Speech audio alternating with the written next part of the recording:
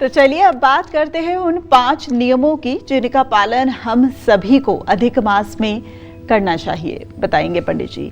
पंडित जी, आपने तो वैसे बड़ी अच्छी सी गूढ़ बात बताई कि व्रत अगर रख रहे हैं तो अपनी इंद्रियों पे संयम रखना चाहिए, लेकिन फिर भी जो नियम है वो कौन से होने चाहिए? देखिए, जो लोग अधिक मास में पूजन आदि कर्म करते हैं और भगवान की कृपा चाहते हैं, उन्हें झूठ और छल कपट से दूर रहना चाहिए, लालच से बचना चाहिए, दूसरों का धन नहीं छीनना चाहिए, वाणी में सत्यता और विनम्रता रहनी चाहिए, कठोर शब्दों का त्याग करना चाहिए, ज़रूरतमंद और बेसहारा लोगों को भोजन और कपड़े से मदद करनी चाहिए, अपने काम को पूरी ईमानदारी और मेहनत के साथ पूरा करना चाहिए, आलस्य का परित्याग करना चाहिए और किसी को किसी भी प्रकार से कभी मन वचन कर्म से धोखा नहीं देना चाहिए। जय मां विंध्यवासिनी। अधिक मास में सामान्य कार्य को छोड़कर हमें कौन से कार्य भूल कर भी नहीं करने चाहिए? आइए जानते हैं पंडित जी से। पंडित जी, कौन से काम नहीं करने चाहिए?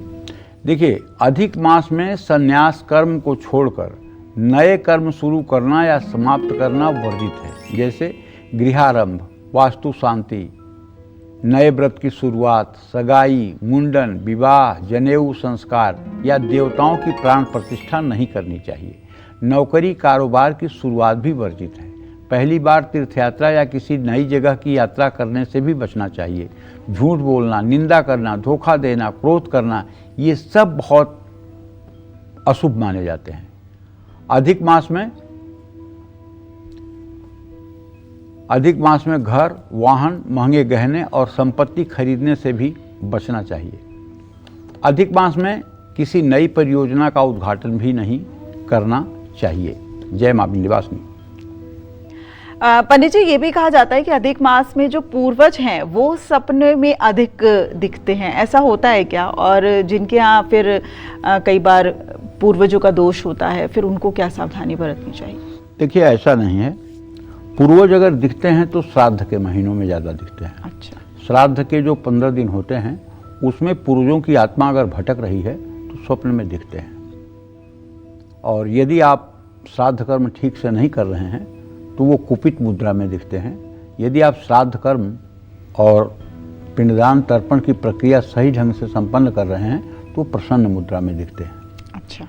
और अधिक मास में पितरदोष का प्रकोप बढ़ता है, ऐसा नहीं है, बिल्कुल नहीं है, क्योंकि ये तो भगवान श्री हरि विष्णु का महीना है और भगवान श्री हरि विष्णु के पूजा के लिए समर्पित है। जो लोग नित्य श्री विष्णु सहस्त्र नामावली का पाठ करते हैं या गोपाल सहस्त्र नामावली का पाठ करते हैं, राम रक्षा स्तोत्र का पाठ करते हैं, या अगर आपके यहाँ पितरदोष है, अकाल मृत्युएं बहुत हुई है, तो निश्चित रूप से प्रेत दोष और पितरदोष तो होगा। ऐसे में अगर आप बड़ा आयोजन करके श्रीमद् भागवत महापुराण का आयोजन नहीं कर पा रहे हैं, 5 ब्राह्मणों में से 7 दिन का अनुष्ठान नहीं करवा पा रहे हैं, आर्थिक स्थिति के कारण नहीं करवा पा रहे हैं, तो घर की कोई महिला या पुरुष जो भी 2 से 3 घंटे का समय दे सके, पूरे अधिक मास में श्रीमद् भागवत महापुराण का हिंदी में ही स्वयं से पाठ कर ले।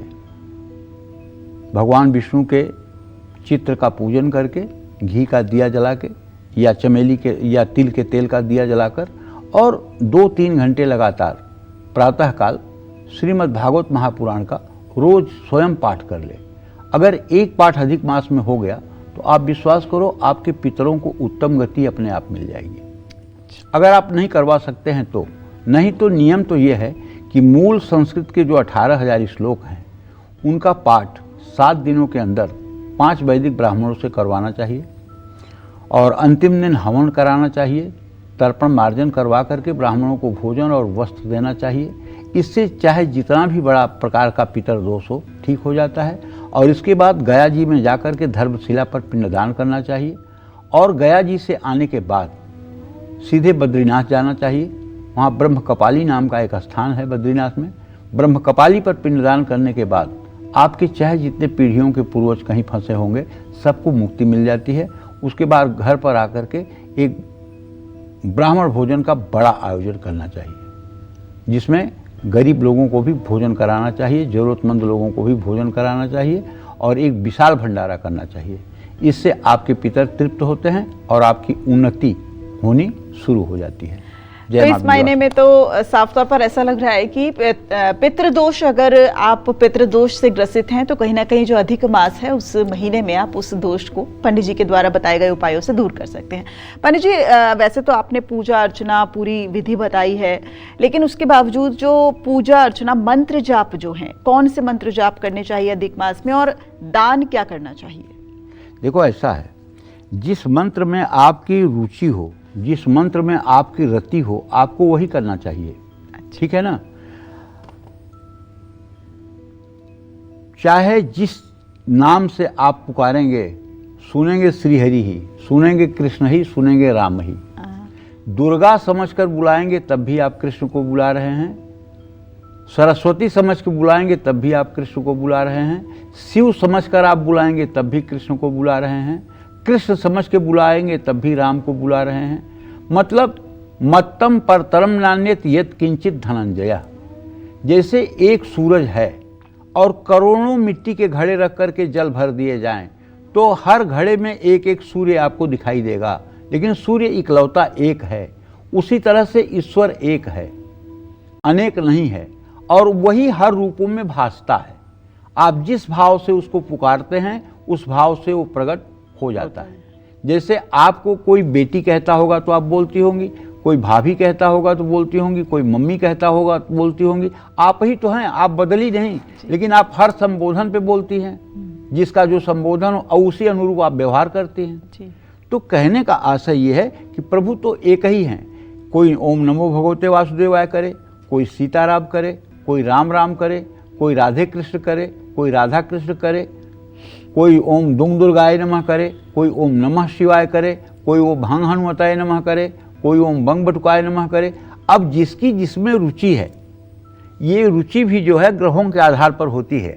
जन्म कुंडली के पंचम भाव को अगर चंद्रमा प्रभावित करता है तो ऐसा व्यक्ति शिव भक्त होता है। मंगल प्रभावित करता है तो ऐसा व्यक्ति हनुमान का उपासक होता है।